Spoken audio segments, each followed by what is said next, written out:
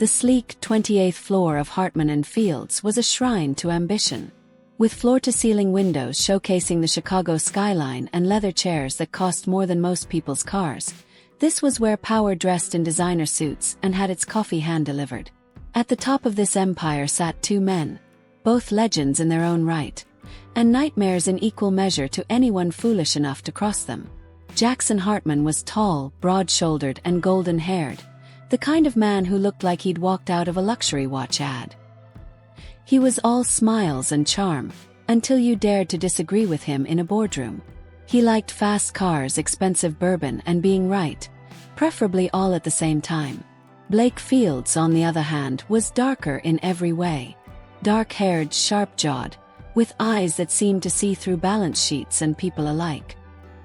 He spoke less than Jackson, but when he did, rooms went silent. He collected rare art, spoke 3 languages fluently, and had a black belt in Brazilian Jiu-Jitsu. Of course he did. They shared one title, CUS, a structure most thought was a disaster waiting to happen. But surprisingly, it worked. They respected each other's brilliance, tolerated each other's arrogance, and made a fortune doing it. Occasionally they even got along. Today was one of those rare days. It began with a shared laugh. "She shot me down," Jackson said, shaking his head with a grin as he poured a generous glass of Oban 21 into 2 tumblers. Blake looked up from his tablet. "Already?" She didn't even flinch. "I complimented her shoes," she said.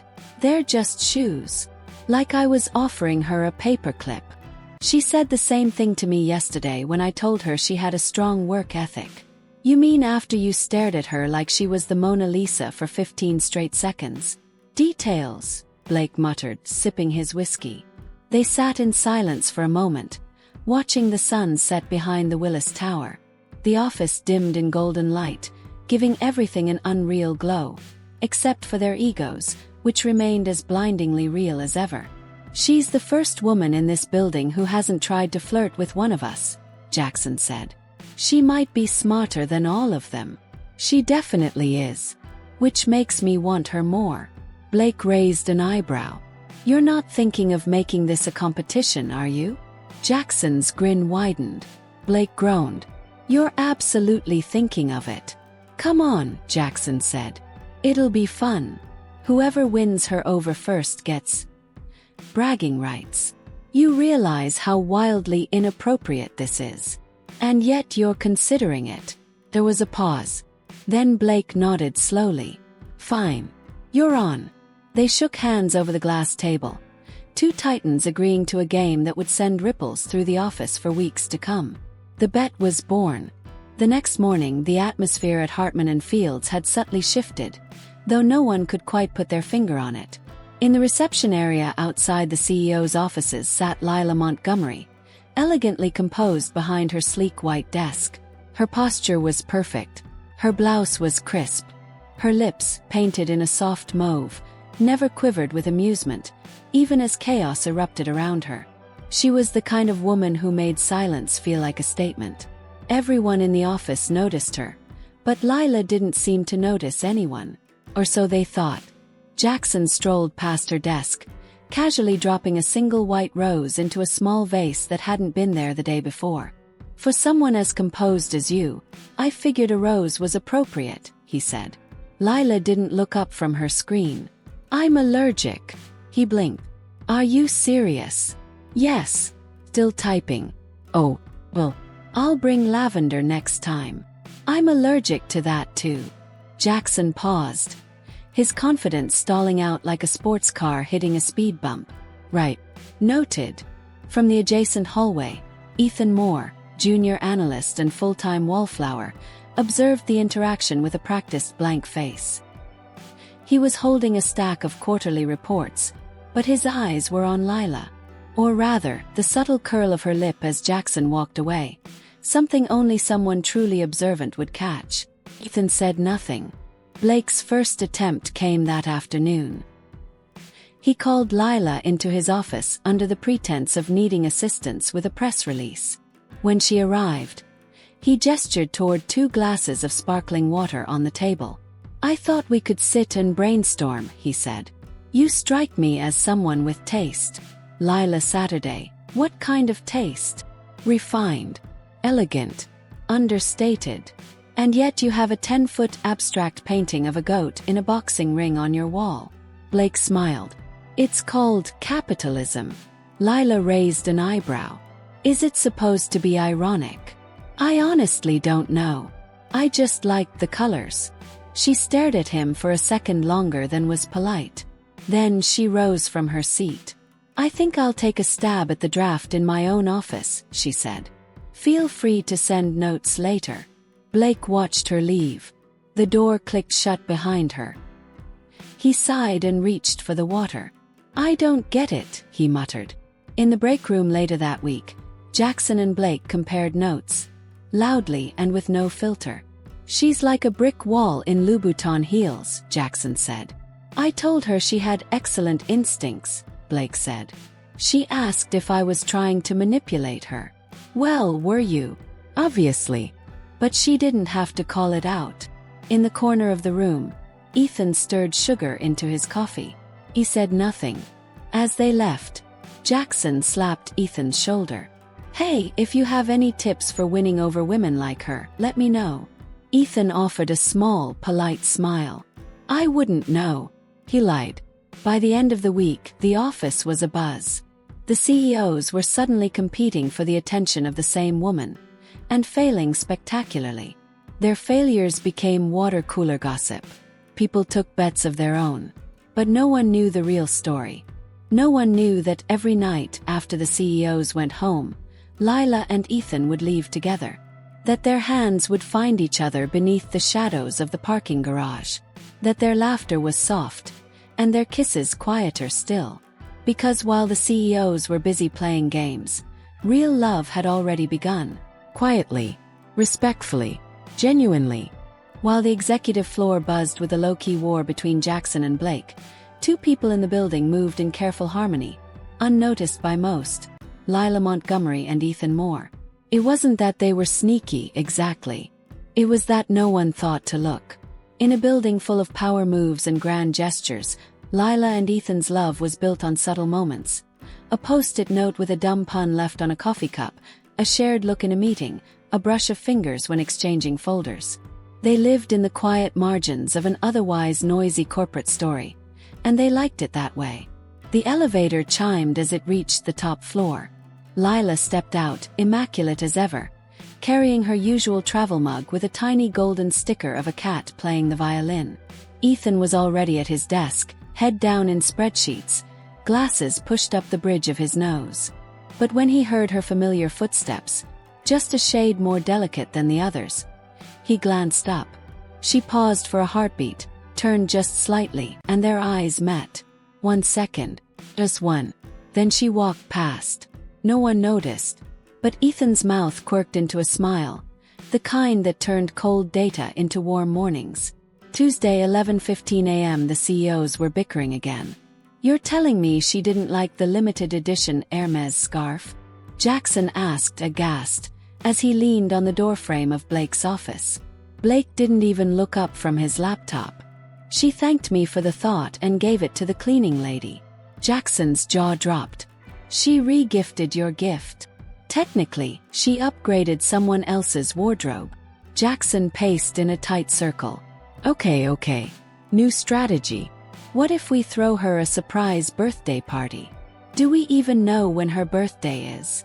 Jackson paused. No. But I can find out. Ethan, who was quietly passing through with a stack of market analysis reports, nearly tripped over his own feet from holding in laughter. He knew when Lila's birthday was. He'd baked her a carrot cake from scratch last year. She hated chocolate. No one else knew that. Lila sat at her desk, perfectly poised, answering emails with one hand while sipping green tea with the other. Across from her, the CEOs had just concluded a loud debate about whether sending a singing telegram was a brilliant move or career suicide. Don't look at me like that, Jackson said to Blake. Humor is attractive. She's immune to our entire arsenal, Blake muttered. Lila didn't even blink. 5 feet away, Ethan stepped out of the break room carrying a mug with a subtle "introverts do it quietly" slogan. As he passed, Lila's fingers tapped twice against her desk, barely audible. Ethan responded with a slight nod. The tap was their code. "See you tonight." The office was mostly empty. Fluorescent lights buzzed above the cubicles, but the executive wing was bathed in shadows and silence. Lila stood near the window, watching the city lights blink to life like stars being flipped on one by one. Ethan stepped in quietly. "You were right," he said softly, handing her a tiny brown bag. "The bakery 2 blocks down makes better lemon bars than the one on Clark." Lila peeked inside and smiled. "Told you." He stepped closer, placing a gentle hand on her lower back. "They tried again today. Jackson offered to name a conference room after me," she said with a laugh. "And Blake, God bless him, tried to recite Pablo Neruda." Ethan winced. "Oh no." "In Spanish." "Oh no." She laughed again, this time leaning into his side. "They're not bad men. Just oblivious. They see what they want to see," he murmured. "Not what's real." She tilted her head up to him. "And you? I saw you," he said. "Before they even learned your name." She kissed him. The kind of kiss that didn't need fanfare. The kind that said, "I'm home right here." Lila arrived earlier than usual. She liked the peace before the buzz, before the CEOs walked in with caffeine-fueled egos and perfume-slicked plans. She sat at her desk and opened her drawer. Inside was a folded note in Ethan's handwriting. "You once told me you didn't want to be admired like art. You wanted to be understood like poetry. Well, you're both." She smiled and slid it into her planner, right next to a photo of the two of them in Central Park. It was slightly blurry, snapped by a stranger last autumn. In it, they weren't posing. They were laughing. That afternoon, Blake and Jackson called her into the boardroom. "We've come to a realization," Blake began, hands folded like a monk trying to meditate through irritation. Jackson nodded. "You're not like the others. You're impossible to impress. And honestly, that makes you all the more impressive." Lila, seated across from them with her hands neatly clasped, simply said, "Thank you." "We're calling off the bet," Jackson said. "Effective immediately." She didn't even feign surprise. "That's probably for the best." The men looked at each other. For a brief second, they almost seemed ashamed. "You're a professional." "We crossed a line," Blake said. Lila's eyes softened just a touch. "You're not the first men in power to believe charm is a strategy. At least you realized it." Jackson sighed. "Truce. Always was," Lila said, rising. "Now, if you'll excuse me, I have reports to organize." As she walked out, both CEOs sat in thoughtful silence. "She deserves better," Jackson said quietly. "She already has better," Blake replied, a hint of a smirk forming. "We just didn't know it." And across the hall, Ethan smiled quietly at his screen, because the woman they had finally decided to respect had been his from the beginning. And he hadn't needed a bet to win her. Monday mornings at Stratus and Hartwell were always a spectacle. It wasn't just the endless buzz of phones or the click of high heels down polished hallways. It was the palpable sense of performance. Everyone was on stage, from the interns to the CEOs. Except for Ethan Moore. He watched from the sidelines, quietly navigating the numbers behind the curtain while others basked in the spotlight. But he didn't mind. He had something far more precious than public praise: Lila Montgomery's heart. And their secret love continued to bloom in the shadows. Lila arrived early again, dressed in a cobalt blue blouse that made her eyes even more striking. She walked in with a confidence that whispered rather than shouted. Ethan noticed every detail: the slight bounce in her walk, the way she tucked a strand of hair behind her ear as she typed. He didn't say a word. Not yet. Instead, he left a note on her desk when no one was looking. "If they throw another ridiculous party, let's escape out the fire exit at 9. Midnight pizza and rooftop stargazing." She read it 2 minutes later, smiling faintly. Her only reply was a small paperclip, bent into the shape of a heart, placed beside his coffee mug. That was her yes. The CEOs had summoned the marketing team to brainstorm new branding ideas. Jackson leaned dramatically against the whiteboard. We need a campaign that screams luxury but whispers rebellion. Like whispering from a leather couch, Blake added. The staff stared blankly. Lila scribbled notes dutifully. Ethan, sitting at the back as the data liaison, fought hard not to roll his eyes. He glanced at Lila. She wasn't even pretending to be amused today. She was simply doing her job, with grace as always. When the meeting finally ended, Jackson cornered Ethan near the door. More, he said. You're good with numbers. What are my odds with Lila, be honest? Ethan didn't blink. The kind of odds that bankrupt casinos. Jackson looked impressed. So, you're saying I have a chance? I'm saying she's out of everyone's league, including the house. Jackson laughed, oblivious. I like you more. I know, Ethan said, slipping away before his cool cracked. Lila and Ethan had lunch together. Separately, she sat at the long marble table in the executive lounge, nibbling at a quinoa salad while the senior managers made loud declarations about golf tournaments and bonus brackets. Ethan, meanwhile, ate at his desk. He had a ham and cheese sandwich and a screen full of quarterly projections. But at exactly 12:12 p.m., both opened their phones and typed 3 words into their shared private app. Same place. Friday. The office was alive with gossip. Rumors had spread. Jackson had hired a string quartet to serenade Lila the next morning. A string quartet. Ethan overheard someone gasp. In the lobby. It's going to be romantic, said another. Lila's face remained perfectly neutral when she heard. That night, she and Ethan met in the dim corner of a quiet bookstore after work. Hidden between tall shelves, she laughed until tears formed. A string quartet. Seriously?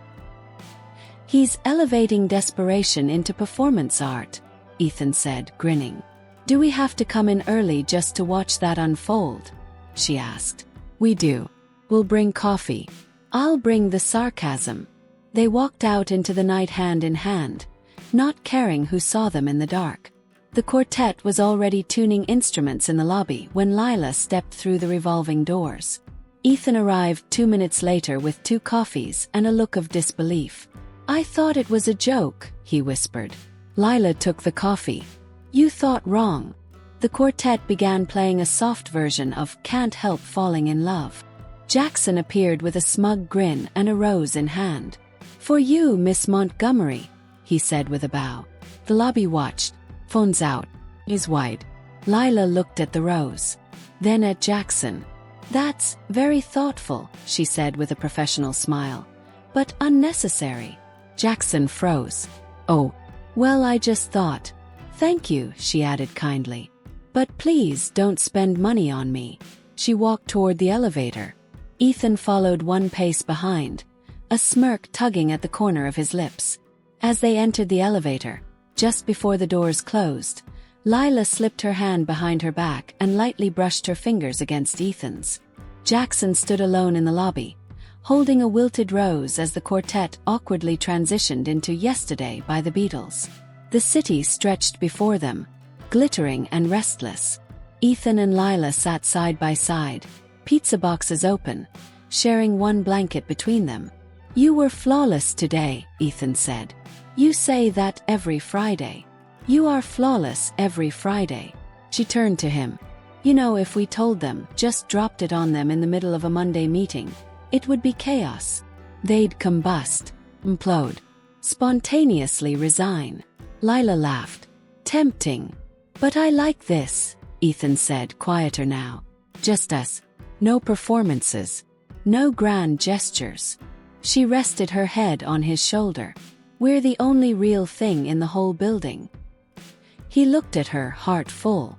For what it's worth, I never needed a string quartet. Just your time. She kissed his cheek. You always have it. And they stayed like that. 2 souls wrapped in peace above a world of noise, watching the stars try to compete with a woman who didn't need to shine. She already did. If Stratus and Hartwell had an unofficial sport, it wasn't golf or office ping-pong, it was one-upmanship. And Jackson Hartwell and Blake Stratus were world champions.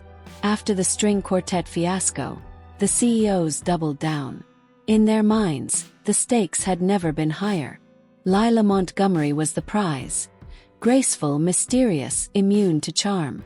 And worst of all for their egos, she still hadn't chosen between them. Which meant only one thing. It was time for war.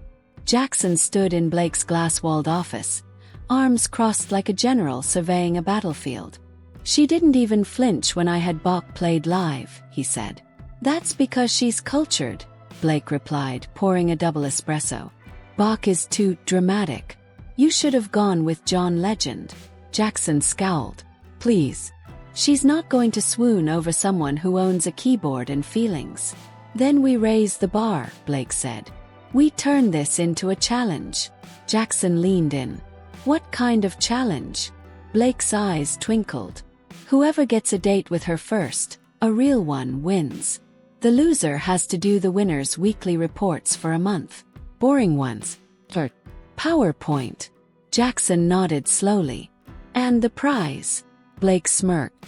Bragging rights. Eternal glory. And the best parking spot. It was a terrible idea. But they shook on it. Lila was eating her lunch alone in the small third-floor atrium when Jackson appeared, seemingly out of nowhere. Hey, he said, casually holding 2 iced teas. Thought you might want some company. She blinked. I'm actually. He handed her the drink and sat down anyway. I figured we could talk. Maybe about, I don't know, the company, the economy, the solar flares affecting global trade. Lila arched an eyebrow. Jackson chuckled. Too much. I'm rusty with normal conversations. She sipped her tea silently. Meanwhile, 2 floors below, Blake stood in the break room showing a slideshow presentation titled, Why Lila Montgomery is the Future of Corporate Culture. Too much? He asked the HR manager. The HR manager blinked. It feels like a TED Talk about your crush. Perfect, Blake said. Ethan Moore, as always, arrived before most people. He took the back elevator, avoided loud people, and stayed away from drama. But even he couldn't ignore the signs. A dozen pink hydrangeas on Lila's desk. A gift card to a boutique coffee roaster in Portland. And the most suspicious of all, a handwritten note from Blake Stratus with a sentence. You are more essential to this company than Wi-Fi. Ethan read it, winced, and said nothing. Lila saw his reaction and nearly choked on her coffee trying to hold in laughter. Ethan typed numbers, adjusted revenue projections, and tried to pretend this was all fine. But it wasn't, because the more the CEOs paraded their desperate affection, the more he wanted to march into the boardroom and scream, She's already mine, you lunatics. But that wasn't their style. He and Lila had chosen privacy, simplicity. So he kept quiet, until Lila sent him a message. Meet me in the file room at 5. Code red. The file room was quiet. Lila closed the door gently behind her, then turned and whispered, Jackson just asked me what I like more, diamonds or puppies. Ethan blinked. That's a question with only wrong answers. She threw her hands up. They've escalated, Ethan. Blake tried to get IT to rename the Wi-Fi after me. Seriously? Lilinet. Ethan sighed. We could just tell them. She walked toward him. We could. But I kind of enjoy watching them sweat. He smiled. That's evil. I like it. She leaned closer. Maybe next time, I'll tell them I'm dating someone very good with spreadsheets. Ethan chuckled. Scandalous. Their hands brushed. Just enough to feel like fire. The office buzzed. Everyone was talking about it. Jackson had booked a skywriter. At 10 a.m. sharp, the message appeared above the skyline. Lila, have lunch with me. Lila, mid-email, simply blinked. Ethan nearly spit out his coffee. Blake walked into her office at 10:01 a.m., holding sushi and acting unimpressed. Skywriting. So 2008, he said. I prefer subtlety. Then he pointed to a plane flying overhead towing a banner. Lila is a star, BS, the office exploded in gossip. Slack channels lit up. Someone made a meme. Meanwhile, Ethan opened Excel and input. CO ego inflation index. Plus 400%. Lila lay on the couch, video calling Ethan, who sat on his floor eating cereal. "I'm exhausted," she said. Today, Jackson tried to quote Shakespeare. What did he go with? "Shall I compare thee to a summer's day?" Then he got stuck and said, "Or a really nice Starbucks order." Ethan winced. Tragic. Lila stared at the ceiling. "Why are we still hiding this?" Ethan grew quiet. "Because once we tell them, the magic ends. It won't be ours anymore." Lila nodded slowly. "But maybe it's time." The CEOs were already in full peacock mode when Lila entered the lobby in a red dress and matching heels. She walked up to them and smiled. "Gentlemen," she said, voice calm, "I just want to thank you for all the attention this week." Blake puffed up. "Anytime." Jackson grinned. "Our pleasure." Lila turned toward the break room. "Excuse me, I'm meeting someone." She opened the door. Ethan stood waiting with a cup of her favorite coffee and a calm, knowing smile. She reached for his hand. In full view of the entire lobby. Silence. Then chaos. One intern dropped a stapler. Another screamed. Jackson and Blake just stood there, mouths agape. Lila looked over her shoulder. "By the way, he's had my heart for 2 years. But thanks for the music." And just like that, the game ended. When Lila walked into the break room holding Ethan's hand, time didn't just slow down, it froze. The click of her heels against the linoleum floor echoed like a gavel striking a courtroom bench. Every breath in the room paused, as if the universe was holding its own inhale. Outside the glass doors, Jackson and Blake stood as though hit by a corporate earthquake. Their egos hadn't just been bruised. They had been bulldozed by a quiet analyst with a monthly dry cleaning subscription and a love for formulas. By the time Lila and Ethan reached their desks, the office had already divided into factions.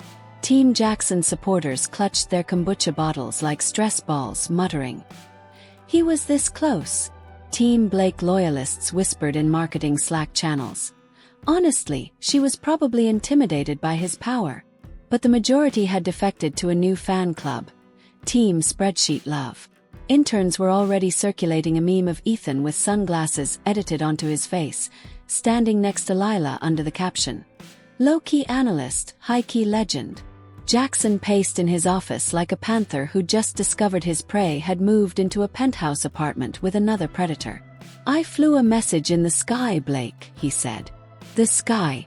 You know how much aviation fuel costs."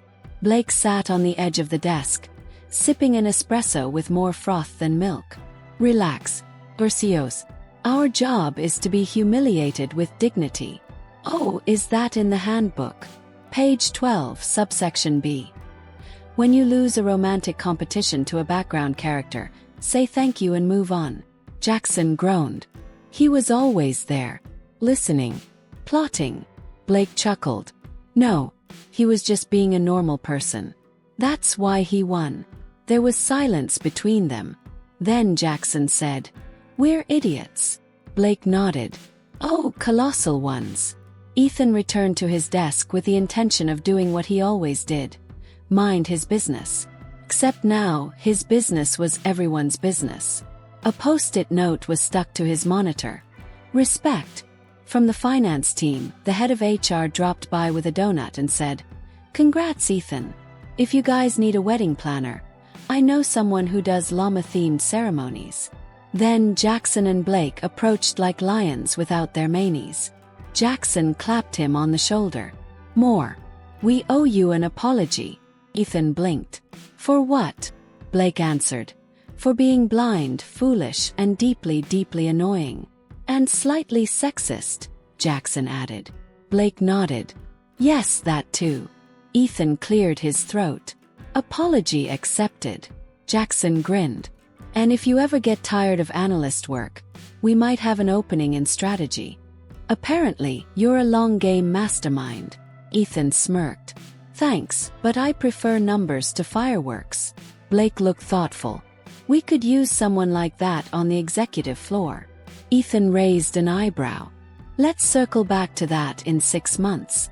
Ethan and Lila decided to eat lunch in the cafeteria like any normal couple. Big mistake. They were met with applause. Standing ovation even. Someone had brought balloons. Another person played "Can't Help Falling in Love" on a Bluetooth speaker. "Please tell me we've died," Lila whispered. "Nope," Ethan muttered. "This is the worst kind of fame. Corporate romance fame." As they sat, 3 analysts, 2 HR reps, and 1 marketing intern dropped by just to say things like, "Love is real. And you give us hope." Then, inexplicably, the barista from the first-floor cafe handed Lila a free iced mocha with "Queen Energy" written on the cup. In the conference room labeled "Strategy," but known internally as Drama HQ, Jackson and Blake sat with the office life coach. Yes, they had one, named Crystal. "So," Crystal began, crossing her legs, "how are you both coping with the loss?" Jackson looked at the ceiling. "It wasn't a loss. It was an education." Blake nodded. "She was never ours to win. That's the thing. We treated her like a goal instead of a person." Crystal beamed. "That's growth." Jackson sighed. "Do you think if I posted a sincere apology video on LinkedIn, I could salvage some dignity?" "No," Blake said flatly. Crystal leaned forward. "Maybe try being allies instead of competitors for once." Jackson and Blake looked at each other. "Kosos of humility," Jackson joked. "Let's not get carried away," Blake replied. Back at Ethan's desk, Lila dropped off a small envelope. He opened it to find a note in her neat handwriting. "You stayed quiet, kind, and honest. You never tried to win me. That's why you did. L." Taped to the bottom was a tiny sticker of a golden calculator. Ethan smiled. He closed the note and returned to his spreadsheet, but his fingers lingered on the keys a little longer this time. As they rode the elevator down together, Lila leaned against Ethan's shoulder. "I was worried this would make everything complicated," she said. He kissed the top of her head. "Complicated is dating 2 CEOs. This is simple." She smiled. "So what now?" He looked at her, his voice soft. "Now we live. Quietly like always. But with better coffee." As the doors opened to the lobby, they walked out, not as a secret anymore, but still perfectly, wonderfully low-key. The following Monday morning began with something rare in the high-end world of Lancaster and Rhodes Enterprises. Peace. No sky-written declarations, no spontaneous violin performances in the lobby, and, most surprisingly, no grand romantic gestures interrupting meetings. The office had settled into something resembling normalcy. Or at least, the closest thing to normal a company led by 2 rival CEOs and now famous for its analyst wins secretary office love story could manage. But even peace had a buzz. And this week's buzz was one thing: the rebrand. Jackson stood at the podium in the main conference hall, addressing the entire staff with unusual seriousness. "Effective immediately," he said, straightening his tie. "We are eliminating all in-office romantic competitions." A smattering of laughs. Blake stood beside him, arms crossed and face impassive, until Jackson added, "Yes, even the ones with spreadsheets tracking who brings the best snacks for Lila and Ethan." That one earned a real chuckle. In the back, someone muttered, "There goes my spreadsheet MVP title." Jackson continued, "Let me be perfectly clear. What happened between Ms. Summers and Mr. Moore is private, mature, and has our full support. But that doesn't mean we'll tolerate gossip, distractions, or memes being printed in color on company printers." Blake added, "To be fair, that one with Ethan photoshopped as Cupid was impressive. But still, we move on." Lila, seated beside the HR director, leaned over and whispered to Ethan, "This is their way of saying they lost with dignity." Ethan smirked. "They're trying." Across the office, marketing was in mild chaos. The company's engagement metrics on social media had exploded, not due to any product launch, but because someone had anonymously leaked the internal email thread titled "Battle of the CEOs. Love Edition." Memes, GIFs, Slack receipts. Now the company had a new reputation, not just as a powerhouse firm, but as a workplace where drama met romance and dignity was optional. Sophie, the head of PR, held a bagel in one hand and a stress ball in the other. "This is a nightmare," she groaned. "We're trending under #OfficeOlympics." Her assistant piped up. "Actually, our brand appeal has gone up 14% in Gen Z segments." Sophie blinked. "Is that good?" "It's unprecedented," he said. "People think we're modern and emotionally intelligent." "Well," Sophie muttered, "Ethan better send me a wedding invite." Lila and Ethan ate lunch on the rooftop terrace, a quiet escape from the murmurs still trailing behind them in the office. "I always imagined we'd be able to date like normal people," Lila said, stirring her salad absent-mindedly. Ethan grinned. "You're dating a guy who alphabetizes his socks. Nothing about that is normal." She nudged him. "Seriously, I don't regret going public, but I miss how peaceful it was." "Then let's build boundaries," Ethan said. "We don't answer relationship questions during work hours. We don't eat lunch in the cafeteria for a while. And we definitely don't invite Jackson or Blake to double date night." Lila laughed. "Deal." Then she grew quiet. "Ethan, why didn't you ever say anything when they were making those ridiculous bets?" He shrugged. "Because you're not a prize. You're a person. And I figured if you ever saw me that way too, it would be because I stayed myself." Lila's heart softened even more. "If that were possible." "You're the smartest man I know," she said softly. "Don't let Jackson hear that. He's still fragile." Back downstairs, Jackson and Blake were deep into a private meeting with HR and Crystal, the office life coach, to discuss a bold new idea: CEO image rehabilitation. "We need to reframe ourselves," Jackson said. "From arrogant charmers to humble, relatable leaders. Without becoming boring," Blake added. "No one wants us to turn into spreadsheets in suits." Crystal took notes. "May I suggest volunteering together? Or a mentorship program? Something that says, we care about more than our egos." "Can we do both?" Jackson asked. Blake sighed. "We're becoming wholesome." Crystal beamed. Finally, at the end of day team sync, Ethan was asked to give a 5-minute presentation on the new analytics dashboard. He stood quietly, adjusted his glasses, and began. His tone was confident, his logic sound, his visuals clean. And for once, no one saw him as the quiet guy in the background. They saw him as the leader he'd always quietly been. When he finished, the room applauded. Not with the meme-fueled enthusiasm from before, but with genuine respect. Jackson even nodded. "That's the clearest explanation I've seen all quarter." Blake leaned in. "Want to be in charge of CEO KPI reporting?" Ethan smirked. "Now that's a power play." Later that evening, as the office emptied, Lila and Ethan walked to the parking garage together, hands lightly brushing but not fully intertwined. "Remember when I was just the girl in the pencil skirt taking notes at CEO meetings?" she asked. "Remember when I was just the guy fixing Excel macros?" he replied. They stopped next to her car. "I like who we are now," Lila said. "But I love who we've always been." Ethan opened her door. "Quiet love. Strong love. And kind," she added. "Never forget kind." He kissed her softly, a kiss no longer hidden from the world but still meant for no one else but her. For the first time in company history, a mandatory team-building retreat was met with both dread and curiosity. Scheduled for Friday, the agenda included trust exercises, group challenges, and a final session mysteriously titled The Honest Hour. To Jackson and Blake, it sounded like a corporate cage match. To everyone else, it sounded like a much-needed distraction from spreadsheets, mergers, and gossip. The twist: the retreat was off-site, at a scenic lake resort, with a dress code. No suits, no heels, no drama. Spoiler: drama was coming anyway. The company buses pulled up to Silver Pine Lake Lodge, a picture-perfect location that looked like it belonged in a motivational poster. Trees surrounded the cabins, birds chirped cheerfully, and someone, probably HR, had set up a welcome banner that read, "Together we climb."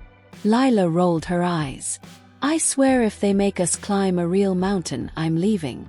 Ethan smiled. "I brought granola bars and a detailed escape route. Just in case." The CEOs arrived last, stepping out of a sleek black car in suspiciously coordinated Patagonia jackets. Jackson sported aviators.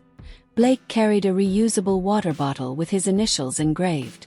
They looked outdoorsy, uncomfortably so. The morning was filled with classic icebreakers. HR had truly gone overboard. "Two truths and a lie," someone shouted. "I've been skydiving, I've eaten a tarantula, and I once dated both CEOs," Sophie from PR said. Everyone laughed, except the CEOs, who immediately turned to each other. Jackson raised a brow. "You dated Sophie." Blake looked appalled. "I thought you did." He smirked. Lie number 3. "Relax, gentlemen," Ethan whispered to Lila. "Still glad we stayed under the radar for so long." He grinned. "We were the only sane ones." The next activity involved pairing off in canoes for a trust row. Jackson ended up with the company's IT manager, who turned out to be a competitive ex-college rower. Blake was stuck with the accountant who screamed every time the canoe wobbled. Ethan and Lila floated serenely down the lake, paddling in perfect sync. "This is kind of nice," she said. He leaned back. "If corporate retreats always looked like this, I'd schedule one monthly." From the other end of the lake, they heard Jackson yell, "This is sabotage." Blake replied, "Not my fault you don't know port from starboard." Chaos echoed across the water. Lila and Ethan just laughed. After lunch, everyone gathered in a circle under a large pavilion. HR handed out cards and told employees to write down something they wished they could say at work, but never had the courage to. The rules were simple. All cards were anonymous, selected at random. No retaliation allowed. The first card read, "I think the CEOs have no idea how much the support staff keeps this place running." Jackson nodded. "Fair point." Second card, "The vending machines steal my money every week, and I still go back like I'm in a toxic relationship." Everyone laughed. Even the vending machine guy, who sighed dramatically. Then came the card that shifted the air. "We all knew Lila and Ethan were in love before they did. It was beautiful watching it happen." Lila flushed. Ethan turned to her, softly murmuring, "They knew." She smiled. "We weren't as invisible as we thought." To everyone's shock, Jackson stood up. "I've made mistakes," he began. "Big ones, like turning love into a competition. That wasn't leadership. That was ego." Blake joined him. "We both got caught up in the game. Forgot that people aren't prizes." "Lila, Ethan, we're genuinely happy for you." The staff clapped, some out of politeness, others out of genuine respect. Jackson cleared his throat. "Also, we may have started an anonymous advice podcast. And we've been using your workplace dilemmas as episode ideas." Dead silence. "Wait, you're the Love Boardroom podcast?" Someone gasped. Jackson shrugged. "Guilty." Char groaned. "That's wildly inappropriate and yet somehow healing for thousands." Blake winked. "You're welcome." As the group dispersed for dinner, Lila and Ethan took a stroll along the lakeside. "You realize," Ethan said, "we're now the poster couple for office romance." "Could be worse," she replied. "At least it's not a cautionary tale." They reached the edge of the dock. The sun cast orange and gold across the lake. Ethan turned to her. "I've been thinking," he said. "Oh no," she teased. "That sounds dangerous." He took her hand. "When all this chaos started, I thought I was just the quiet guy who didn't stand a chance." She squeezed his fingers. "You were the one who always had my heart, even when I didn't know it." He reached into his pocket and pulled out a small, simple box. Lila blinked. "Ethan, I'm not doing this because of the office or the retreat. I'm doing this because every day I've spent with you, even the ridiculous ones, have made me certain." He opened the box to reveal a delicate ring. Lila Summers. Will you marry me? Tears filled her eyes. Yes, she whispered, voice shaking but joyful. Yes. 1,000 times yes. The lake was silent, the air warm, and in that moment love, real love, silenced everything else. 2 weeks after the company retreat, the office was different. There was a certain calm, quiet knowing. People whispered less, smiled more, and stopped pretending they didn't care who brought in the best donuts on Fridays. It was always Ethan, by the way. But the biggest shift. Lila Summers was officially engaged. And to Ethan Reed, the quiet analyst who no one had expected to win the girl the CEOs had tried so hard to impress. Rumors spread like wildfire. Except this time they were warm, genuine, and celebratory. The office felt like a rom-com, and everyone had front-row seats. Lila stepped out of the elevator wearing a pale blue dress and a diamond ring that glimmered with subtle elegance. She wasn't the type to flaunt it, except that every time she moved, it caught the light and sent HR into spontaneous applause. "Is that the ring?" Denise from accounting asked, eyes wide. Lila smiled. "It is. It's perfect," said Maria from HR. "Elegant. Like you." Behind them, Jackson walked by, balancing a coffee tray. "I still say I could have picked a better one," he muttered under his breath. Blake followed with a laugh. "You picked out that cursed coffee machine and it broke within a week. You have no taste." "Did you just admit I lost the bet?" Jackson asked. "I'm admitting we both lost the bet, and the better man got the girl," Blake replied with mock solemnity. Ethan entered the room right then, holding a spreadsheet and looking mildly concerned. "Has anyone seen the Q2 projections?" "Forget Q2, Denise called. "Show us more couple content." Ethan turned pink. I have the projections. And a cute picture of us at the lake if that counts." The room burst into laughter. The CEOs decided to throw an impromptu lunch celebration in the office cafe. They called it a Team Milestone Achievement Social, which was just code for, "Lila and Ethan are engaged and we feel things about it."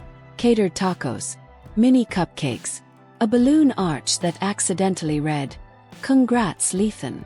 No one corrected it. The nickname stuck. Jackson raised a glass. "To Lila and Ethan. You reminded us all that love isn't about power plays or grand gestures. Sometimes it's just about showing up and listening," Blake added. "And honestly, you saved this office from another round of me and Jackson pretending we know anything about subtlety." Everyone laughed. Ethan held Lila's hand under the table and squeezed it gently. He squeezed back. They had planned to wait, but within 48 hours of the announcement, Lila's inbox exploded with suggestions. Venue options, floral arrangements, Excel sheets color-coded by table settings. "I think your mother added me to a wedding spreadsheet," Ethan whispered. "She added the entire finance department," Lila said. "Apparently, Aunt Janice is handling the budget. God help us all." They tried to hold planning meetings during lunch hours, but people kept interrupting. "Can I be the ring bearer?" asked Steve from legal. "You're 42, Lila said. "Emotionally I'm 7, he replied. Jackson dropped by with a binder titled Weddings for Winners. Blake followed with a Pinterest board titled Modern Romance. A CEO's vision. They were quickly banned from the planning committee. Despite the noise and chaos, there were still moments of peace. Like when Lila and Ethan stayed late to organize a proposal for a client, sitting side by side in the glow of their laptops. Or when they walked to the train together, fingers brushing, talking about everything except wedding colors and guest lists. "I know it's silly," Ethan said one evening, "but part of me still feels like the quiet guy in the corner. Like none of this was supposed to happen." Lila turned to him. "Ethan, you were always the guy. You were the only one who actually saw me. And you never treated me like a prize. Just a person." He smiled, that soft, slightly crooked smile that made her stomach flip. "I think I'm ready for whatever comes next," he said. "Even if Jackson insists on DJing the reception. I'll bring earplugs." Lila arrived to find a company-wide email titled, "When Quiet Wins," sent from Blake's account. The email read, "Dear team, as leaders we often assume the loudest wins. The boldest, the biggest, the brightest. But this week we were reminded of something different. We watched two of our own build something quietly, thoughtfully, sincerely, without drama, without declarations, without trying to prove anything to anyone. And it turned out to be the most beautiful story of all. To Lila and Ethan, thank you for showing us what grace and love look like in motion, and for letting us cheer you on whether we deserve to or not. Sincerely, two reformed idiots. P.S. We'll behave at the wedding. Probably." The office was quiet for a moment after that. Then someone stood up and clapped. Another joined. And soon the entire floor was applauding, not just for the email, but for the journey they'd all witnessed. Lila turned to Ethan, tears in her eyes. "They're clapping for us." He squeezed her hand. "Let's give them something else to clap for at the wedding." The wedding day arrived with a kind of soft, golden sunlight that seemed to make everything shimmer. The office buzzed with excitement, and even those who had tried to avoid the wedding planning found themselves caught up in the festivities. For Lila and Ethan, this was the day they had been waiting for, not just as a couple but as a team who had been through the chaos of love, laughter, and workplace drama together. Lila stood before the mirror in the bridal suite, her dress hanging nearby like a whisper of elegance. It was a simple design, modest but stunning, a delicate balance of tradition and her own unique style. She was no longer the quiet secretary who had been overlooked by the high-powered CEOs. She was the woman who had chosen to follow her heart, and that heart had led her to Ethan. "Are you nervous?" Denise asked, stepping into the room and handing Lila a cup of coffee. "A little," Lila admitted, glancing at the reflection of her soon-to-be husband. "But not because of the wedding, just everything else. We've made it this far. What if we screw it up?" Denise chuckled. "Lila, if you can survive the battle of who gets to win your heart between two CEOs, this wedding is going to be a piece of cake." Lila smiled, then grew serious again. "It's not about that. It's about the life we're building together. I want it to be as perfect as today." "It already is," Denise said. "You've got the perfect man. Trust me, everyone can see it." Lila nodded, feeling the weight of the moment. This was her day, her choice. And as the morning sun streamed through the window, she knew it wasn't just about the ceremony. It was about everything that had led her to this point. The ceremony took place in a beautiful garden, just outside the city, with wildflowers blooming in every corner. The scent of fresh greenery filled the air, mixing with the warmth of the summer breeze. People from every department sat in folding chairs, whispering excitedly as the procession began. Blake and Jackson had somehow convinced Lila to let them be the best men. Their speeches were a mixture of heartfelt sincerity and comedic anecdotes that made everyone laugh. No one expected anything less from the two most notorious office players. When Lila stepped into the garden, her eyes locked on Ethan, who stood at the altar with a grin so wide, it could have rivaled the sun. He looked dashing in his black suit, with a bow tie that Lila had teased him about for weeks. She wasn't sure if he was nervous, but if he was, he hid it well. The ceremony was simple. No dramatic speeches or over-the-top theatrics. Just two people who had found each other in the most unexpected way. "I think I've already told you 1,000 times, Ethan said, looking into Lila's eyes. "But this is the easiest decision I've ever made. I love you. And I love you," Lila said, her voice trembling with emotion. "And I've never been more sure of anything in my life." The officiant smiled, looking out over the crowd. "Then, by the power vested in me, I now pronounce you husband and wife. You may kiss the bride." The kiss was brief, but it was everything. As they pulled away, Lila laughed. "Are we supposed to kiss like that? In front of everyone? You're the one who said we should just be ourselves," Ethan teased, his eyes sparkling. "This is how we kiss." The crowd erupted into applause, and as they walked down the aisle hand in hand, the noise of the world seemed to fade away. For the first time in months, Lila felt completely at peace. The reception was held at a luxurious hotel ballroom. The decor was minimal yet sophisticated. White and gold accents, elegant candles casting soft light, and flowers everywhere. Guests mingled with glasses of champagne, laughing and sharing stories. A jazz band played softly in the background, creating a relaxed, romantic atmosphere. When it was time for the first dance, Lila and Ethan took the floor. Ethan had been nervous about dancing, but Lila had promised him they would just feel the music. So they did. They danced slowly, effortlessly, to a song neither of them had chosen but felt perfect for the moment. "I didn't think we'd ever get here," Ethan whispered, his face close to hers. "I didn't either," Lila admitted, her eyes closing as they swayed together. "But we did." As the song ended, Blake and Jackson, the self-appointed best men, took the microphone and launched into their speech. "Before we go on with the evening," Blake began, "we just want to say that this wedding isn't about grand gestures or playing games." Jackson added, "It's about finding someone who sees you for who you are. And Ethan, Lila, you've done that. We've all learned a lot from you." Blake continued, "You've shown us what it means to love quietly, genuinely, and with a sense of humor. We've watched you both grow, not just as individuals but as a team. And we're incredibly lucky to be here today." The entire room raised their glasses. To Lila and Ethan, they toasted in unison. After the toast, the evening flowed with laughter, dancing, and a sense of belonging. The CEOs, ever the competitive spirits, had kept their distance, though Blake did give Ethan a wink. "Good job, man," he said, then went back to plotting his next office prank. As the evening began winding down, Ethan pulled Lila to the balcony of the hotel. The city lights twinkled in the distance, and a cool breeze swept through the air. "I still can't believe it," Lila said, looking out over the skyline. "We're married." "I know," Ethan said, wrapping his arms around her. "And I couldn't be happier." Lila leaned back against him, feeling the warmth of his embrace. "I've spent so much of my life wondering if I'd ever find someone like you.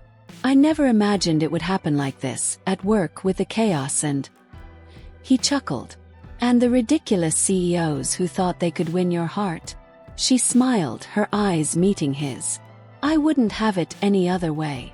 And as the night sky stretched out above them, they knew that their journey together had only just begun. The quiet analyst had won, and in doing so, had shown them both that love, like success, wasn't about grand gestures or loud displays. It was about showing up every day together. The weeks following the wedding passed in a whirlwind of laughter, new beginnings, and the occasional visit to the office that was still adjusting to the newfound dynamic. Lila and Ethan were no longer the quiet secretary and the dominant CEO duo. They were a married couple who had conquered their own challenges. And in the process, they had transformed their lives and their work environment. It was Monday morning when Lila walked into the office as Mrs. Ethan Bennett. There was an unmistakable excitement in the air. The staff, as usual, were bustling about, each person quietly curious about the newlywed couple's return. "Good morning, Mrs. Bennett." One of the employees greeted her with a wink. "I guess we'll have to stop calling Yuns Park." Lila smiled, shaking her head. "I think that's a good idea," she said, settling into her desk. Ethan walked in a few moments later, as calm and collected as ever. But today, something about his usual confident stride seemed different. There was an unspoken joy in the way he looked at Lila as they passed each other at the elevator. "Can we talk?" he asked, once they reached their shared office space. "Of course," she replied, sitting down and feeling the familiar energy of the workplace now tinged with something new, something exciting. He sat down across from her. His eyes locked onto hers. "You know, being married to you makes me feel like I'm winning at everything," he said with a playful grin. Lila rolled her eyes. "You're such a show-off." But then she laughed. "I know what you mean. It feels right." "I was thinking," Ethan said, leaning forward. "How about we go on that honeymoon we never had? No office distractions. Just the two of us." Lila's eyes widened in surprise. "You're serious?" Dead serious, he said with a smile. I know we've been working non-stop, but we deserve a little break. A real break this time. Lila couldn't help but feel touched by the thought. I think that sounds perfect. Word of Ethan and Lila's marriage had spread quickly throughout the office. While most of the employees were genuinely happy for them, there was a palpable shift in the energy. The playful banter of the past, especially between Blake and Jackson, had taken a back seat. No one seemed to want to risk making jokes about the newlyweds anymore. Even Blake and Jackson, who had been notorious for their office pranks, found themselves playing a more subdued role. But they didn't stop teasing Ethan, of course. Blake walked into Ethan's office late in the afternoon, a smirk on his face. So, is it true you're taking your wife to the Bahamas? Ethan gave him a sly grin. Yep, we'll be back in a week. That means you'll have a whole week to do whatever ridiculous things you usually get up to without me breathing down your neck. Jackson, standing nearby, chimed in. Well, we'll be here holding down the fort. Just don't come back all sappy on us. Ethan chuckled. Sappy or not, I'm getting married and loving it. You two could learn a thing or two from that. Blake raised an eyebrow. You just wait, buddy. I'm still betting that you'll be back sooner than expected. I don't think so, Ethan said confidently. This honeymoon is long overdue. I'm putting work aside for a little while. As the office began to quiet down for the day, Lila and Ethan found themselves alone in their office, packing up their things. The night was still young, but they had a flight to catch in the morning, and they both knew they needed to get some rest. I can't believe we're really doing this, Lila said, looking at the packed bags by the door. After everything, we're actually taking that vacation. Just you and me. I know, Ethan replied, leaning back in his chair and watching her with a content smile. It feels like we've been through so much to get to this point. We both deserve this time together. Lila looked up, her heart swelling with happiness. I've never felt this calm about anything in my life. I always thought I'd be chasing something. Success, recognition, even love. But now, I feel like I have everything I need right here with you. Ethan reached across the desk, taking her hand in his. And I'll never let you forget that. He smiled, the same smile that had captured her heart from the very beginning. Let's just enjoy this moment, okay? As they boarded the plane the next morning, the two of them settled into their seats, ready to take on this new chapter together. They weren't just two employees at a high-end corporate office. They were team partners in life and in work. The office dynamic had shifted. No longer was there a competition between two arrogant CEOs, each vying for attention. Instead, there was respect, camaraderie, and a renewed focus on what truly mattered, building something meaningful both professionally and personally. Lila and Ethan had learned the hard way that love, when rooted in respect and sincerity, was the strongest force in the world. They had gone through the whirlwind of office rivalry, power plays, and failed attempts to impress, only to find that the quiet, unassuming analyst, the one who had never joined in the games, was the one who held the key to her heart all along. The future was uncertain, but one thing was clear. Their story was just beginning. Back at the office, the rumor mill had died down, and life continued with a sense of normalcy. Blake and Jackson remained as mischievous as ever, though now they offered sly glances at their newlywed colleagues. But there was a deeper understanding in the office, one that Lila and Ethan had set in motion by choosing love over games, sincerity over competition. And as the years passed, their marriage continued to grow, not in grand gestures, but in the quiet moments that spoke volumes, like stolen glances across the office, secret smiles over coffee, and whispered conversations at the end of long workdays. Together, Lila and Ethan had proved that love, in its purest form, didn't require elaborate plans or flashy displays. It simply needed two people who were willing to show up for each other every day. And that, Lila thought, was the greatest victory of all.